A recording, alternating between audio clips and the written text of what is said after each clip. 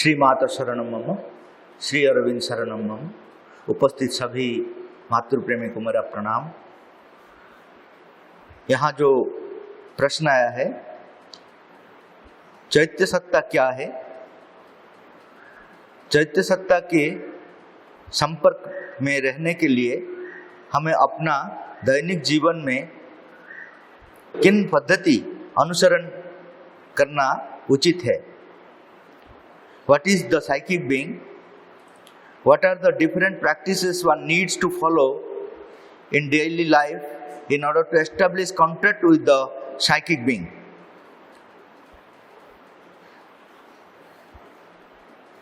भगवान जब एक से अनेक होने के लिए चाहे थे, अभी तक हम लोग अनेक नहीं हुआ। जो अनेक का जो अनुभव हमारे पास है, वो अहंकार हमको अलग अलग अनुभव देता है, वो आर्टिफिशियल अनेक है। क्योंकि अहंकार क्या करता है, भगवान से हमको अलग कर देता है, कट कर देता है। ऐसा अनेक वो नहीं सोचे थे। अनेक का मतलब वो एक ही अनेक होगा। जैसा समुद्र एक है, उनका जो तरंग अनेक है, वो तरंग समुद्र से अलग नहीं है। अगर तरंग को अलग कर देंगे तो नहीं रहेगा, उसको आप तरंग नहीं बोलेंगे।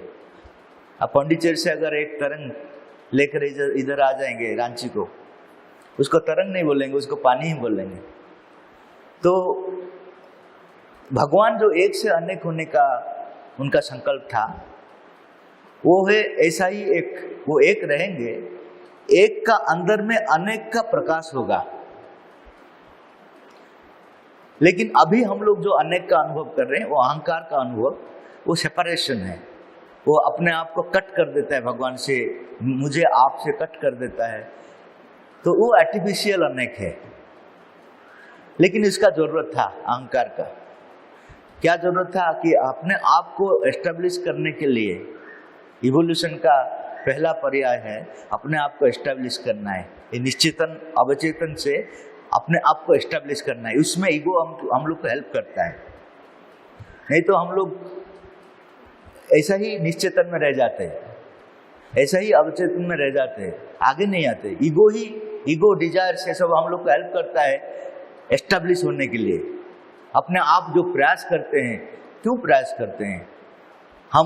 हम भी कुछ है, हम किसी से कम नहीं है। मैं भी कुछ अर्न करूंगा, मैं भी अपने आप को एस्टेब्लिश करूंगा। ये जो अहंकार हम लोग को निश्चेतन और अवचेतन से ऊपर लेकर आया, तो उसका रोल था। लेकिन भगवान का जो सपना, जो संकल्प एक से अनेक, वो अभी तक नहीं हुआ। वो कैसा होगा? जब चैत्य सत्ता, हमारा जो ट्रू इंडिविजुअल उसको बोलते हैं, ईगो को बोलते हैं फॉल्स इंडिविजुअल। ट्रू इंडिविजुअल हमारा अंदर में हो, अभी तक सम्मुख में आया नहीं। अभी समय आ गया, वो सम्मुख में आएगा, ईगो को रिप्लेस कर देगा। ईगो का काम खत्म हो गया। इसलिए माता जी बोले हैं, tell your ego that your hour is gone. Ego को बोल दो तुम्हारा काम खत्म हो गया। तुमको कॉन्ट्रैक्ट बेसिस में दिया हुआ था काम, कि मनुष्य का शरीर को अवचेतन से तैयार करना। जैसा एक कॉन्ट्रैक्टर को हम लोग देते हैं घर बनाने के लिए, उसके लिए कुछ कमीशन फिक्स करते हैं।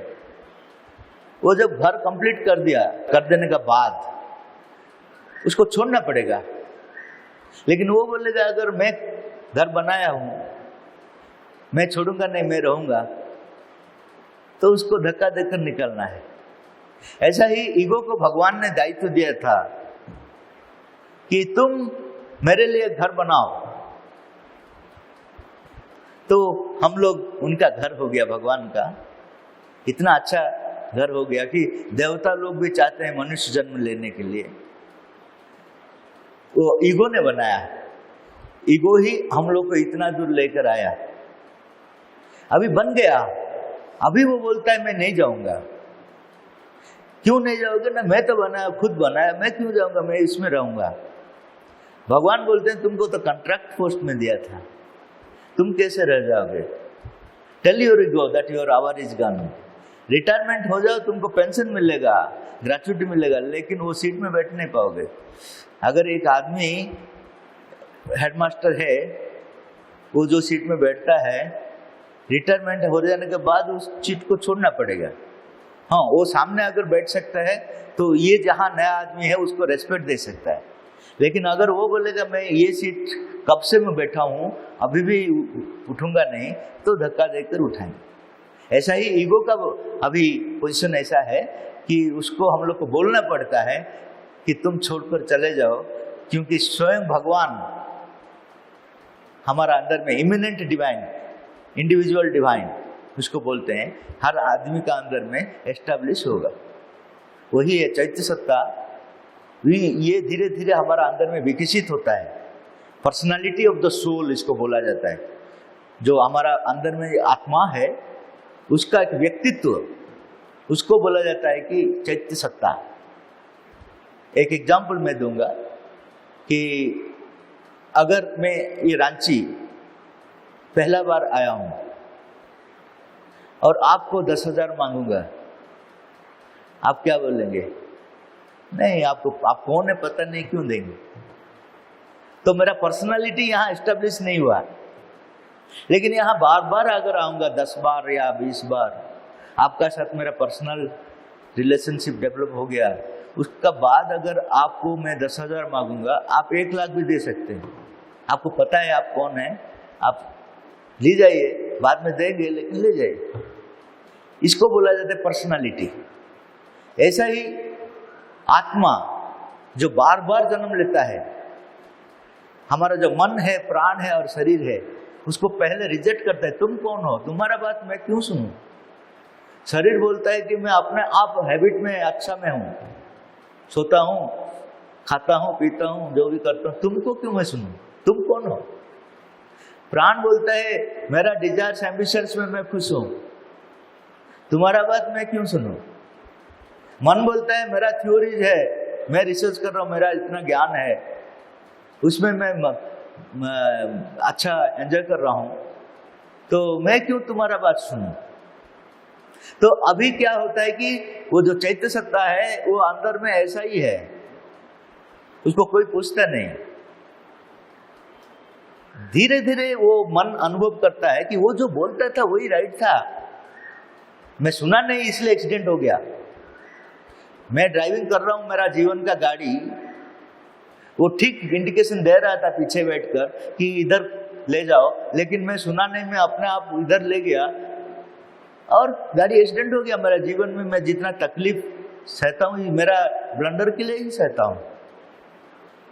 तो उसका धीरे धीरे इनका ऊपर विश्वास आ जाता है। चैत्य सत्ता जो पीछे बैठा है वो भद्र आदमी है, उसको अगर आप बैठाएंगे नहीं तो वो बैठेंगे नहीं, जबरदस्ती वो पीछे वेट करेंगे। ऐसे ही प्राण, वो भी समझेगा अरे ये तो हम लोग को अच्छा गाइडलाइंस दे रहा था, लेकिन हम लोग सुना नहीं उनका बात, लेकिन वो ठीक है, तो उनका अंदर में भी उसका प्रति रेस्पेक्ट आ गया। शरीर का जो हैबिट्स है वो भी देखता है कि वो जो बोलते हैं वही ठीक है, तो उसका बाद उनका बात सुनने के लिए उनका अंदर में इच्छा होता है, लेकिन इमीडिएटली सुन नहीं पाएगा, क्योंकि हैबिट्स है ना, पहले से हम लोग जिस ढंग से जीते हैं वो ढंग से दूसरा ढंग जीना। एक आदमी अच्छा बोल देते हैं, लेकिन वो अच्छा सीखने के लिए तो हमारा एक जन्म लग जाता है, तो इतना इजी नहीं है। लेकिन शुरुआत हो गया जब अंतरात्मा का जो वाइब्रेशन जो वो बोलते हैं हमारे जीवन में, उनको सुनने के लिए हमारा अंदर में अगर इच्छा आ गया तो शुरुआत हो गया साइकिक लाइफ का। साइकिक लाइफ का एंट्रेंस एग्जामिनेशन में हम लोग घुस गए। तब अभी जितना ज्यादा से ज्यादा उनका बात सुनेंगे उसको बोलते हैं साइकिसाइजेशन। साइकिसाइजेशन का मतलब मन धीरे धीरे चैत्यकरण होता है, प्राण धीरे धीरे चैत्यकरण होता है, शरीर का चेतना वो धीरे धीरे चैत्यकरण होता है। चैत्यकरण का मतलब चैत्य का जो गुण है वही गुण मन में आता है, वो ज्ञान का तरफ में प्रकाशित होता है। वही गुण जब प्राण में आता है वो शक्ति का थ्रू में प्रकाशित होता है। वही गुण जब शरीर में प्रकाश होता है वो सौंदर्य का रूप में प्रकाश होता है। जैसा इलेक्ट्रिसिटी एक है, लेकिन वो जब फैन में एक्सप्रेस होता है वो हवा देता है। वो जो फ्रिज में, रेफ्रिजरेटर में जो जब एक्सप्रेस होता है तो कोल्डनेस देता है, ठंडा। वही हीटर में जस्ट अपोजिट देता है, गर्मी देता है, लेकिन एक ही एनर्जी है। ऐसा ही चैत्य चेतना, जो आत्मा का जो चेतना धीरे धीरे मन में, प्राण में, शरीर में अपना धर्म से, मन का क्या है ज्ञान है, प्राण का है शक्ति है, शरीर का है सौंदर्य है, उसी लेवल में वो प्रकाशित होंगे। मन ज्ञानपूर्ण हो जाएगा, प्राण शक्तिपूर्ण हो जाएगा और शरीर सौंदर्यमय हो जाएगा।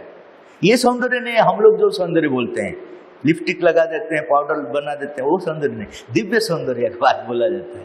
तो वो धीरे धीरे चैत्यकरण होता है। तब हम लोग बोलते हैं कि चैत्य सत्ता सम्मुख में आ गया। सम्मुख में आ गया का मतलब वो लीडर हो गया हमारे जीवन में, वो ड्राइवर सीट में बैठ गया हमारे जीवन का। मन प्राण शरीर उनको वो रेस्पॉन्ड करते हैं, वो जो बोलते हैं उसी हिसाब से जाते हैं। तो हमारा जीवन सही ढंग में भगवान का प्रति शुरू हुआ है। जब तक उनको हम लोग सम्मुख में नहीं लेकर आया तब तक हमारा जीवन साधारण जीवन में ही है। हाँ ठीक है, हम लोग माता जी श्री अरविंद को अच्छा से प्यार करते हैं, पूजा करते हैं, वो बात अलग है, लेकिन प्रैक्टिकली हमारा जीवन और दूसरा लोग का जीवन में इतना फर्क नहीं है, क्योंकि हम लोग वही desires, habits, pre conceived ideas, ये सबको लेकर हम लोग जीते हैं, वो लोग भी जीते हैं। हमारा एक बेनिफिट है कि धीरे धीरे माता जी का हिसाब से हमारा जीवन को चेंज कर सकते हैं अगर चाहेंगे, वो भी जबरदस्ती नहीं। हम लोग अगर चाहेंगे तो हो पाएंगे, अगर नहीं चाहेंगे तो यहाँ पे रहने से भी कुछ नहीं होगा। जैसा श्री कृष्ण का पास दुर्योधन था, विदुर था, लेकिन विदुर उनसे बेनिफिट ले गया, दुर्योधन का कुछ नहीं हुआ, पास में तो था श्री कृष्ण का अपना जो संतान, श्री कृष्ण का अपना संतान, वो घर में अपना पास थे, लेकिन कुछ नहीं हुआ उन लोग को, क्योंकि हम लोग को ये एक बेनिफिट है। ये जो आश्रम है ये हमारा लिए एक बेनिफिट है। हम लोग अगर चाहेंगे तो ये बेनिफिट लेकर जल्दी हम लोग को अपने आप को परिवर्तन कर सकते हैं। यहाँ स्पिरिचुअल फूड है, स्पिरिचुअल जो खाद्य दरकार है वो यहाँ पे है। अगर हम लोग उसको ले जाए, खा पाएंगे तो बेनिफिट होगा। अगर यहीं पे बैठ जाएंगे लेकिन खाएंगे नहीं, जैसे होटल में आप जाएंगे, होटल में जाकर सिर्फ बैठ जाएंगे, क्या होगा? कुछ नहीं होगा। होटल में सब कुछ है, लेकिन आप अगर खाया नहीं तो क्या होगा? वो बेनिफिट है कि आपका पास खाना है, आप ऑर्डर देकर खाना खा सकते हैं।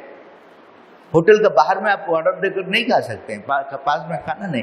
ऐसा ही एक स्पिरिचुअल इंस्टीट्यूशन में एक बेनिफिट ये है कि भगवान का जो हमारा प्रति जो कृपा है, ग्रेस, यहाँ भरपूर है।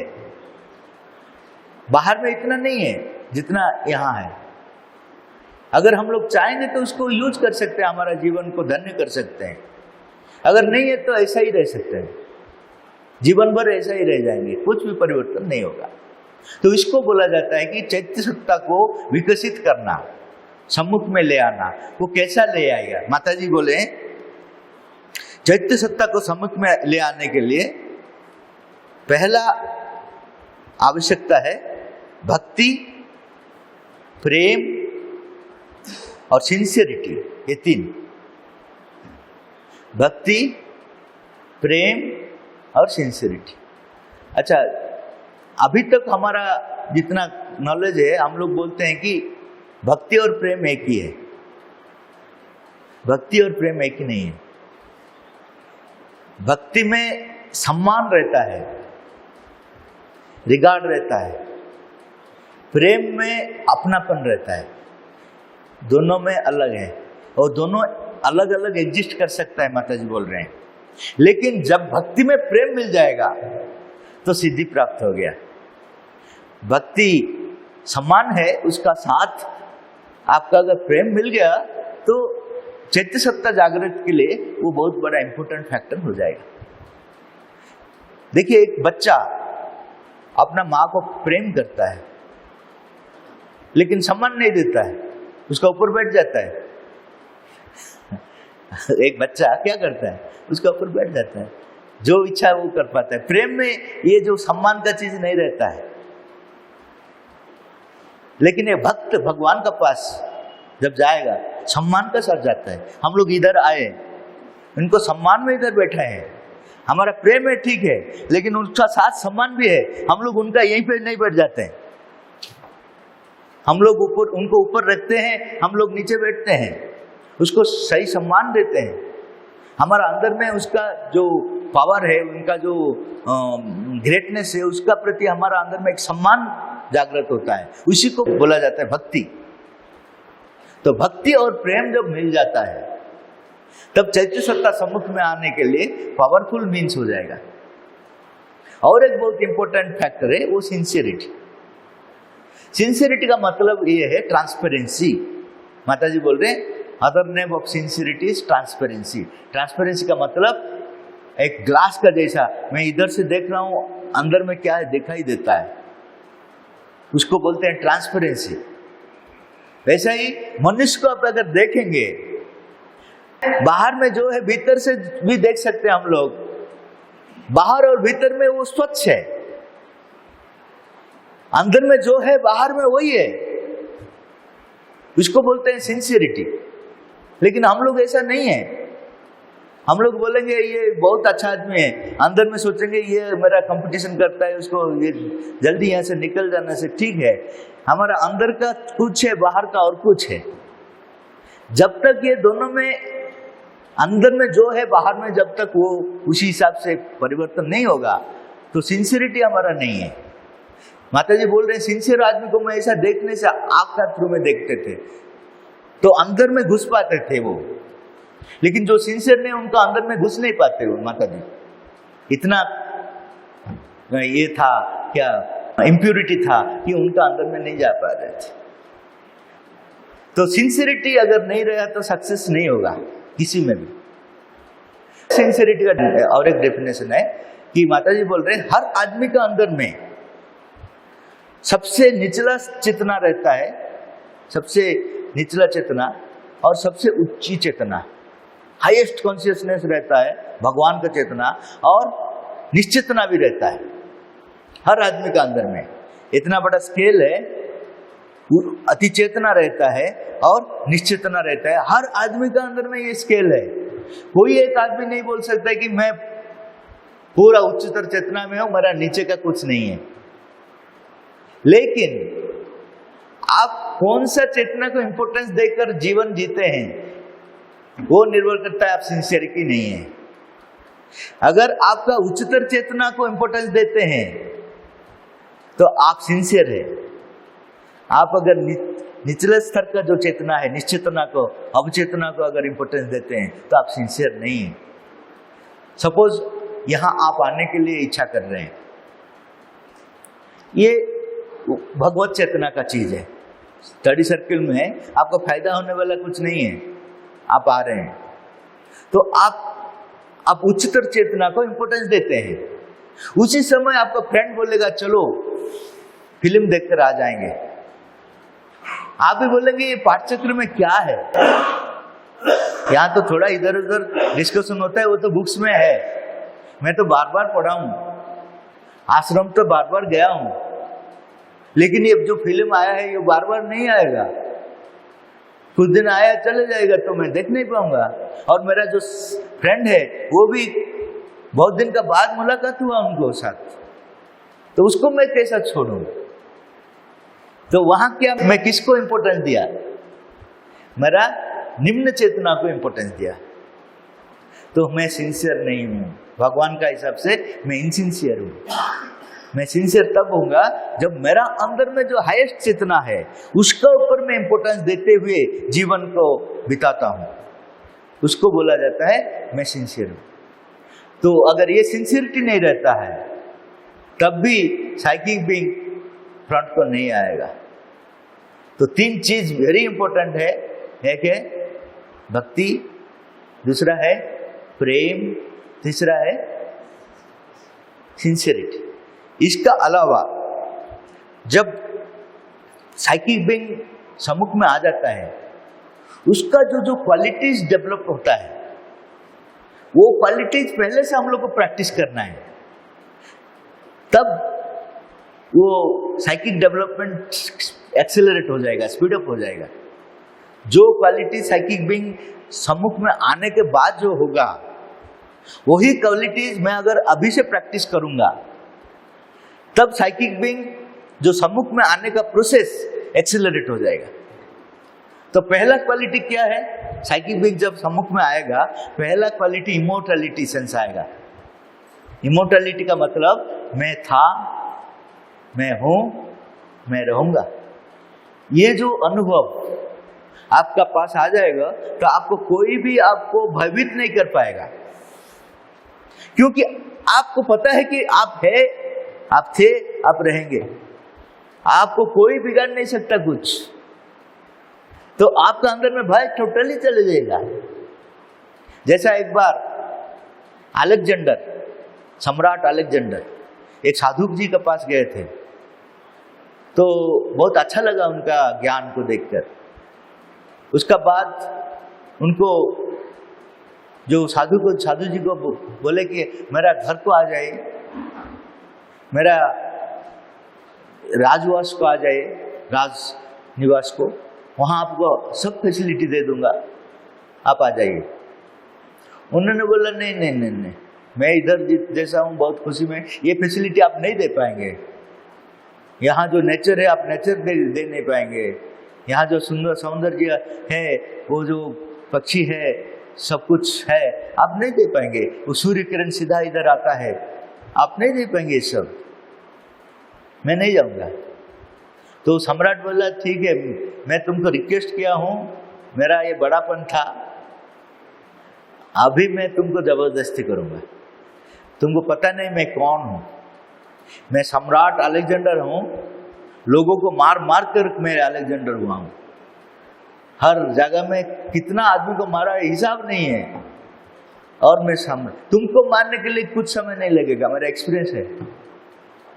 तो हंसने लगा साधु ने, बोला मैं मूर्ख देखा था, अभी मैं गजमूर्ख को देख रहा हूं ना। क्या है ना, तुम मुझे मार नहीं सकते हो, मैं था, हूं, रहूंगा। तुम जिसको मारने के लिए बोल रहे हो वो मेरा ड्रेस है, पोशाक है, उसको तुम लेना चाहते हो तो ले जाओ, मेरे पास अलमीरा में बहुत पोशाक है, तुम मुझे कुछ बिगाड़ नहीं पाओगे। इसको बोलते हैं अमरत्व का एक्सपीरियंस।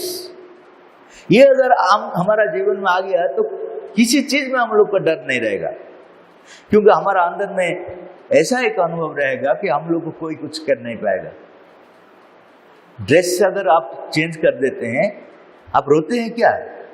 नया ड्रेस जब चेंज करते हैं, जब कुछ पूजा में नया ड्रेस खरीदते हैं, रोते रोते जाते हैं क्या? क्यों? आपको पता है ड्रेस आप नहीं है, ड्रेस आपका सौंदर्य ही प्रकाश करता है, उतना ही है। एक ड्रेस चलेगा तो दूसरा ड्रेस है। ऐसा ही मेरा अनुभव आएगा, ये शरीर अगर चले गया तो पुराना ड्रेस चलेगा तो नया ड्रेस आ जाएगा। ये जो एक्सपीरियंस, ये तो बोलने में बहुत अच्छा है, मैं बोल दिया आप भी समझ लिया, लेकिन अभी अगर कोई टेररिस्ट आ जाएगा, हम लोग को बोलेगा इस अभी छोड़ो, ये घर को चले जाओ नहीं तो देख लूंगा, हम लोग बोल सकेंगे क्या? मैं था, मैं हूं, मैं रहूंगा। पहले छोड़कर चले जाओ, बाद में देखेंगे, है कि नहीं? क्योंकि हमारा अनुभव नहीं है।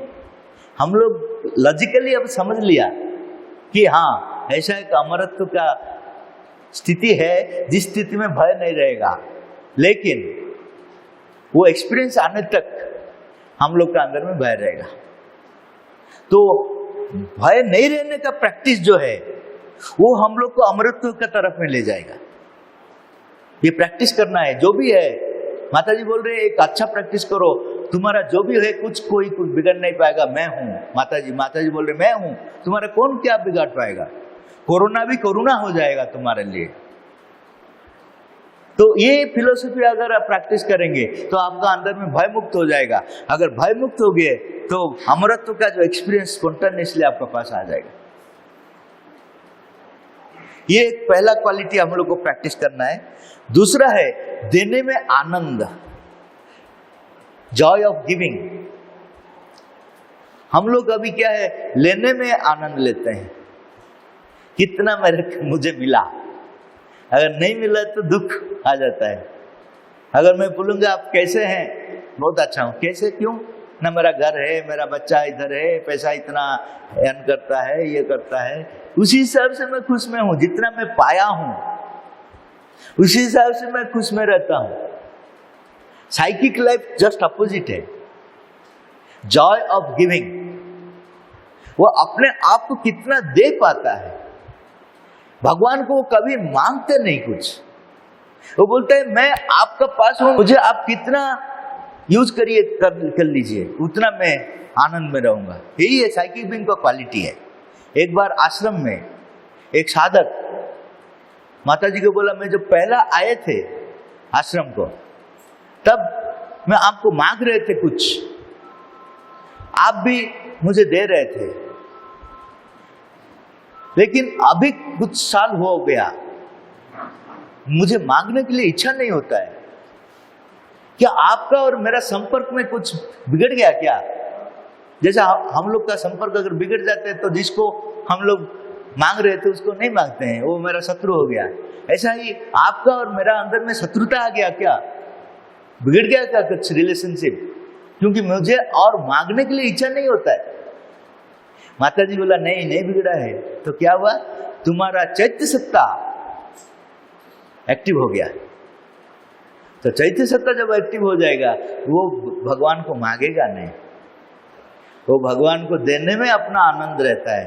हम लोग जब मंदिर जाते हैं मांगने के लिए जाते हैं ना, देने के लिए जाते हैं। बोलिए एक छोटा सा चीज नारियल देते हैं, बदले में कितना मांग लेते हैं। वो नारियल भी उनका ही, उनको दे देते हैं और बोलते हैं इतना दे दो। तो हमारा चैत्य सत्ता विकसित नहीं हुआ। एक बार चैत्य सत्ता विकसित हो गया तो देने में आनंद आ जाएगा। कितना मैं अपने आप को दे दूंगा, जितना आप देंगे, माता जी बोल रहे उतना आप हो जाएंगे। जितना आप अपने आप को दे देंगे उतना आप दिव्य हो जाएंगे। लेकिन मनुष्य देना सीखा नहीं, इसलिए वो पशुवत जानवर जैसा जीता है। तो वो एक दूसरा क्वालिटी उनको पाना है। तीसरा है हर परिस्थिति में ग्रेटफुल रहना है भगवान का प्रति। ये साइकिक का क्वालिटी है, हर परिस्थिति में ग्रेटफुल रहना है भगवान का प्रति। हम लोग जनरली ग्रेटफुल होते हैं जब हमारा डिजायर्स फुलफिल कर देते हैं।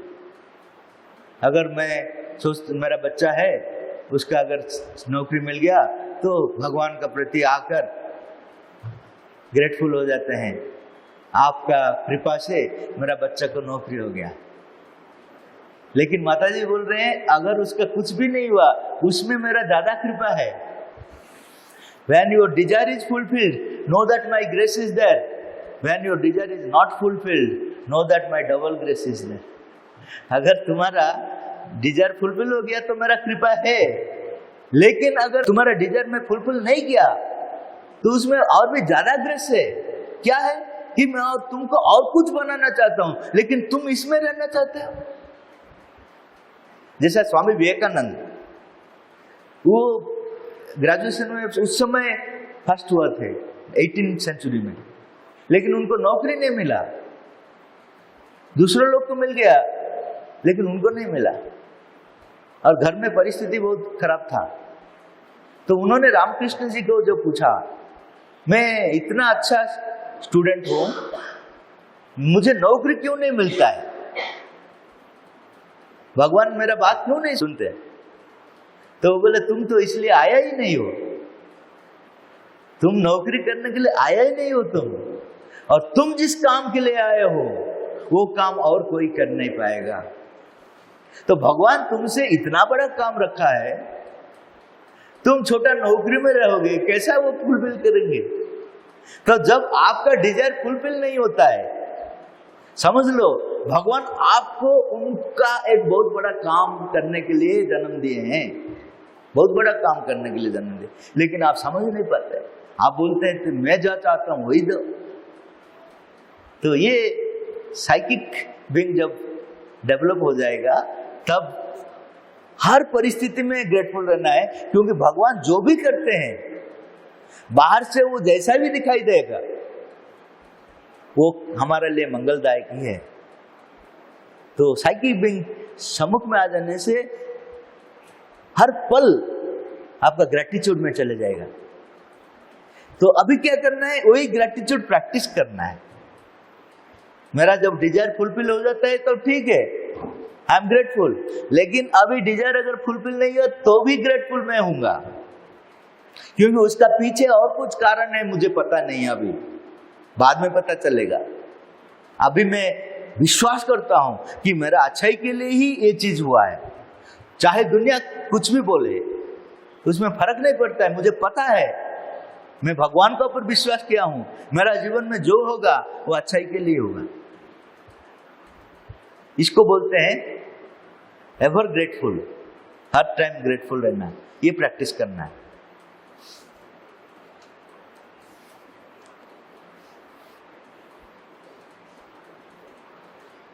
जीवन में हर संशय, संदेह, हताशा, ये सब चले जाएगा, नहीं रहेगा। साइकिक बीइंग अगर आ गया तो उसमें डिप्रेशन, डिस्पोनेंसी, ये सब कुछ नहीं रहेगा, सब चले जाएगा। जब मैं आश्रम गया था, प्रणबदा थे, मैं पढ़ा था कि माताजी उनका मथा का ऊपर टच कर उनका साइकिक को अवेकन किए थे। तो मैं उनको पूछा कि आपका साइकिक जब अवेकन नहीं था तब का लाइफ, आपका जब साइकिक अवेकन हो गया तब का लाइफ में फर्क क्या है प्रैक्टिकली? अंदर में तो आपका बहुत फर्क है, मैं समझ नहीं पाऊंगा एक्सपीरियंस का लेवल में, वो भी आप बोलना नहीं चाहिए, वो सब आपका पर्सनल है, लेकिन बाहर में क्या परिवर्तन हुआ? उन्होंने बोला कंप्लीटली मेरा डिप्रेशन चले गया। मेरा जो डिप्रेशन था साइकिक बीइंग सम्मुख में आने के बाद डिप्रेशन नील हो गया। तो हम अभी प्रैक्टिस कर सकते हैं, जो भी सिचुएशन में हम डिप्रेस नहीं होंगे तो क्या होगा, साइकिक बीइंग सामने आने के लिए एक एटमॉस्फेयर क्रिएट हो जाएगा।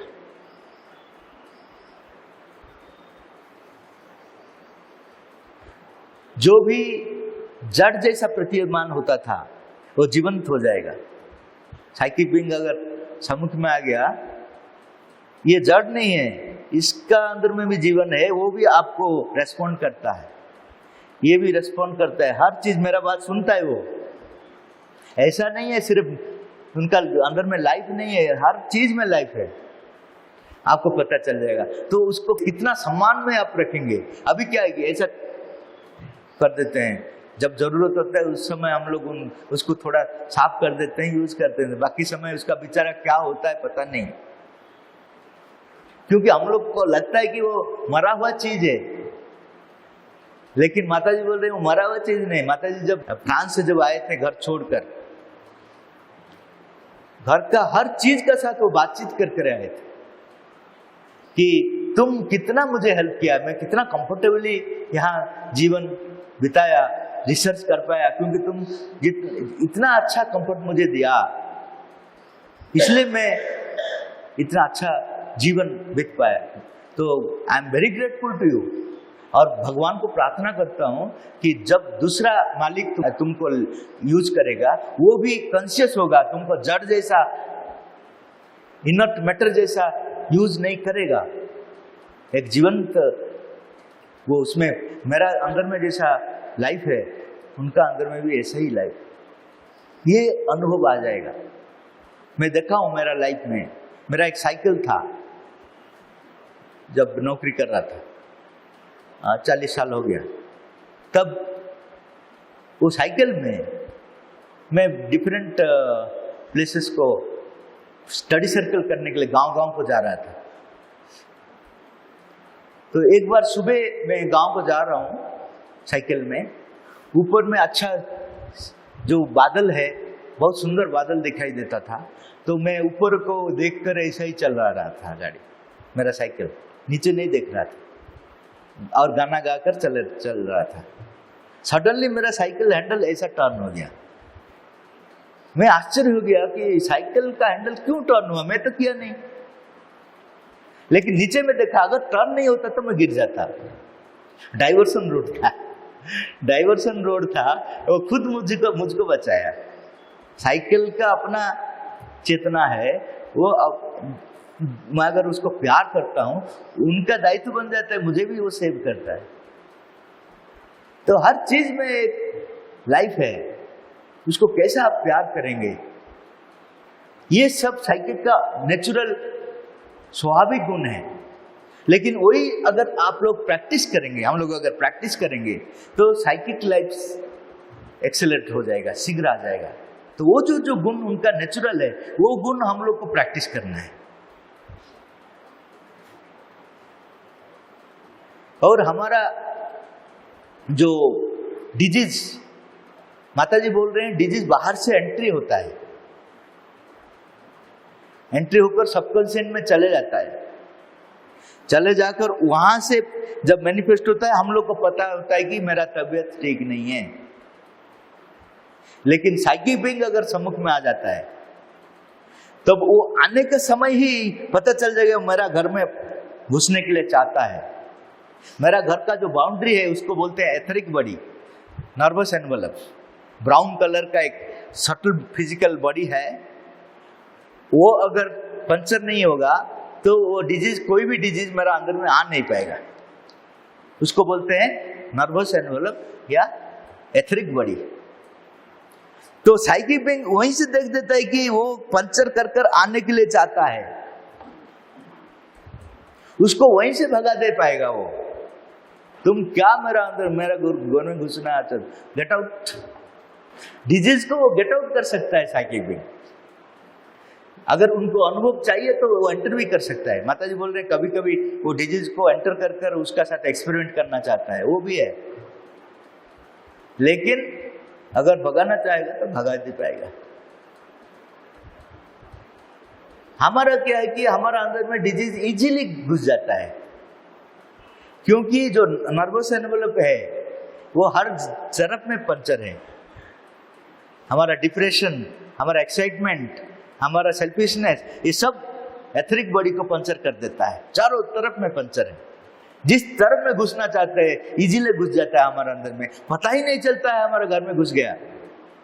चोर जैसा घर में घुस गया, पता नहीं है, सामान लेकर भागने के बाद पता चलता है। ऐसा ही वो जब डिजीज आ जाता है हमारा घर में घुसता है, पता नहीं चलता हमारा।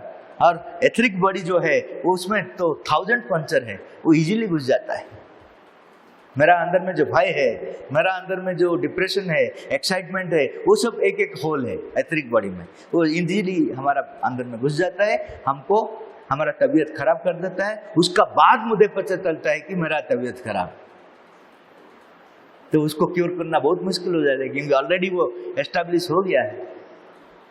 तो हम लोग यही प्रैक्टिस करेंगे कि ये डिजीज के लिए जो जो जरूरत नहीं है, जिस थ्रू में वो एंटर करता है, वो चीज मेरा अंदर में मैं अलाउ नहीं करूंगा। मेरा अंदर में भय नहीं रहेगा, मेरा अंदर में डिप्रेशन नहीं रहेगा, मेरा अंदर में एक्साइटमेंट नहीं रहेगा, मेरा अंदर में फेथ रहेगा। फेथ जितना है उतना स्ट्रांग रहेगा मेरा एथरिक बॉडी। माता जी का ऊपर फेथ जितना पावरफुल है, उतना पावरफुल मेरा एथरिक बॉडी स्ट्रांग रहेगा, मेरा जो नर्वस एनवेलप स्ट्रांग रहेगा। कोई भी चीज घुसने के लिए मेरा परमिशन जरूरत है, ऐसा घुस नहीं पाएगा। हम लोग अभी इधर आए, आपका परमिशन लिए कि नहीं लिए? ऐसा ही मेरा घर में अगर डिजीज आएगा, ऐसा नहीं आ जाएगा अपना आप, परमिशन लेगा। हम लोग इच्छा होने से देंगे, नहीं तो नहीं देंगे। ये साइकिक लाइफ का बहुत इंपॉर्टेंट फैक्टर्स है। और एक चीज है, हम लोग जो गलती करते हैं, हम लोग गलती को ऊपर से नहीं करने के लिए ट्राई कर रहे हैं, लेकिन गलती क्यों होता है उसका कारण हम लोग को पता नहीं है। हम लोग अगर एक गलती कर दिया, ठीक है भाई, नेक्स्ट टाइम गलती है नहीं करेंगे, देखेंगे, एक्सटर्नली वो चीज नहीं करना है। अगर कुछ गलती से कर दिया तो ठीक है, नेक्स्ट टाइम नहीं करेंगे, इतना तक हम लोग जाते हैं।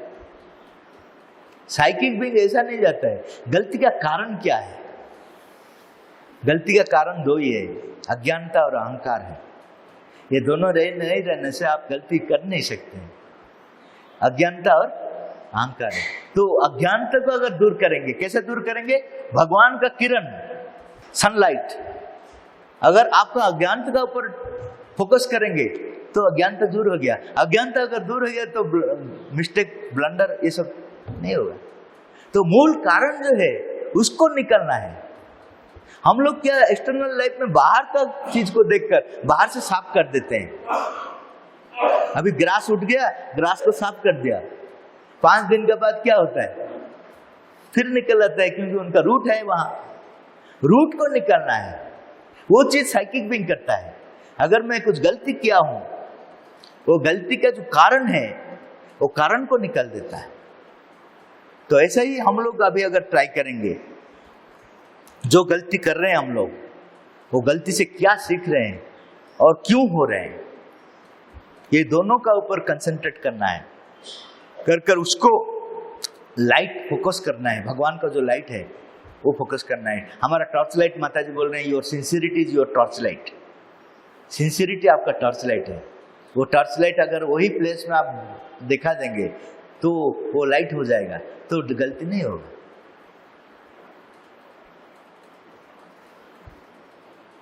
और एक चीज हम लोग क्या होता है, अगर हम लोग सफल होते हैं तो एक्साइटेड हो जाते हैं, अगर विफल होते हैं तो डिप्रेशन में चले जाते हैं, सुसाइड करते हैं। लेकिन सफल होना और विफल होना दोनों में हमारा फायदा है। सफल होने से पता चलता है मैं कितना आगे जा पाया हूं, विफल होने से मुझे पता चलता है मेरा अंदर में क्या क्या छोड़ दिया, जिसको मुझे रिसर्च करना चाहिए और थोड़ा जानना चाहिए। ऊपर से मैं प्रिपेयर हो गया एग्जाम के लिए, हाँ लास्ट टाइम ये ऐसा क्वेश्चन आया था, प्रीवियस साल में ऐसा क्वेश्चन आया था, और इस साल ऐसा क्वेश्चन आएगा, मैं प्रिपेयर हो गया। लेकिन वो जो सब्जेक्ट का ऊपर डिटेल नहीं गया मैं, तो डिटेल जानने के लिए मुझे फिर रिवाइज करना है, वही है फेल। आप देखिए जितना महापुरुष है उनका लाइफ में जितना फेल्यूर है, आपका लाइफ में उतना फेल्यूर नहीं है। जितना फेल्यूर्स है उतना एक्सपीरियंस है, जितना सक्सेस है उतना आउटवर्ड हो जाते हैं हम लोग। अगर आप सक्सेस हो जाते हैं, आप न्यूज रिपोर्टर के पास रह जाएंगे, वो पूछेंगे आप कैसा फर्स्ट क्लास फर्स्ट हुआ, मैं ऐसा हुआ, रात में पढ़ रहा था, मेरा पिताजी ऐसा ही। आउटवर्ड हो जाते हैं, एक्सटर्नलाइज हो जाते हैं। जब आप विफल होते हैं, उनका पास आकर आप बोलते हैं क्या हुआ, क्यों हुआ, तो अंदर जानने के लिए एक अपॉर्चुनिटी आता है जब फेल्यूर होते हैं। तो जीवन में सफल हो या ठीक है, सफलता का पीछे भागना नहीं है। श्री अरविंद बोल रहे हैं, we do not want success, we want perfection. Success मेरा पीछे आएगा, लेकिन उसका पीछे मैं नहीं भागूंगा। परफेक्शन का मतलब जो चीज करूंगा उसमें टोटली अपने आप को भूल जाऊंगा, वही है परफेक्शन। जब साइंटिस्ट एक काम में डूब जाता है, अपने आप को भूल जाता है। एक साइंटिस्ट थे, उनका शादी भूल गया, वो लेबोरेटरी में था, उनका शादी उसी दिन में है, वो भूल गया। हम लोग तो 6 महीने से पहले ही याद करते हैं, देखो 6 महीने के बाद होगा, तुम जरूर आओगे, तुम आओगे, कैसा इनविटेशन कार्ड होगा, हर चीज 6 महीने से पहले हमारा चलती रहता है। और उस दिन तो आपको पता है मैरिज का दिन जो होता है, मैरिज हो जाने के बाद भी वीडियो शूटिंग देखते देखते हमारा टाइम चले जाता है। लेकिन जो सही काम में डूब जाता है वही भगवान को पा लेता है। जो काम परफेक्शन है उसी को बोलते हैं। मैं जो काम कर रहा हूं उसमें डूब जाता हूं, उसका क्या रिजल्ट होगा मैं सोचूंगा नहीं, वो भगवान का काम है। मैं अगर गाना गाया, गाना में मैं अपने आप को डुबा देना है और कुछ नहीं। मैं पूछूंगा नहीं मेरा गाना कैसा हुआ, अगर आप अच्छा बोलेंगे तो ऐसा लगेगा, अगर नहीं है तो डिप्रेशन में चले जाएंगे। हम लोग ऐसा ही करते हैं, ऑडियंस का व्यू पॉइंट पूछते हैं, जरूरत नहीं है। आप अपने आप को खो जाइए। तानसेन जो थे बहुत बड़ा संगीतकार, वो राजा उनको पूछे थे कि तुम्हारा संगीत से तुम्हारा गुरु का संगीत क्यों इतना अच्छा होता है, उनको थोड़ा बुलाओ मैं सुनूंगा। तो उन्होंने बोला वो तो बुलाने से नहीं आएंगे, अपना मर्जी का गुरु है वो तो क्या करेंगे ना, आपको जाना पड़ेगा। तो उन्होंने गया, उनको वेट करना पड़ा क्योंकि वो जब गाना गाएंगे तब तक गाएंगे। तो उसका बाद वो पूछा इतना अच्छा गाना वो कैसे गा पाए, तुम भी नहीं गा पाते हो। तो तानसेन ने बोला मैं आपके लिए गाता हूं, वो भगवान के लिए गाता यही फर्क है। मैं आपको सेटिस्फाई करने के लिए गाता हूं, तो मेरा गाने में इतना प्यूरिटी कहाँ आएगा। तो हम लोग जब भगवान के लिए सब कुछ करेंगे और उसमें अपने आप को खो देंगे, उसको बोला जाता है परफेक्शन। माता जी बोल रहे हैं वही परफेक्शन हम लोग चाहते हैं।